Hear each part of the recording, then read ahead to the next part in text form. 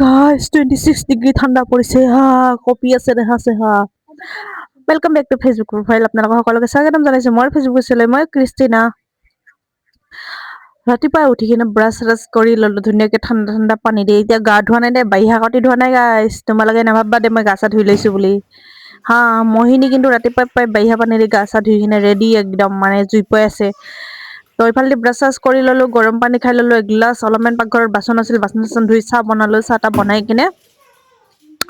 আহিছো ওপৰত জুই পবা কাৰণে যিহেতু ঠাণ্ডাৰ চিজন হৈ গৈছে ঠাণ্ডা চিজন জুই কুৰা একদম হট দিব আৰু আমাক একেবাৰে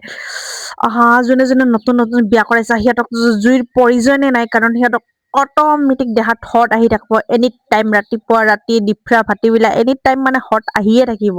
সেইকাৰণে যোনে নতুন নতুন বিয়া কৰাইছে সিহঁতৰ মানে কোনো জৰুৰতে নাই জুই পবা কাৰণে কাৰণ সিহঁতৰ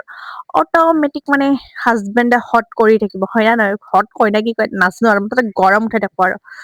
তো আমাৰতো এনেকুৱা নাই আৰু কোনো ৰোমান্টিক একদম হট চট উঠাব কাৰণে ডাইৰেক্ট আমি আহি জুইৰ গুৰিতে আৰু এইফালে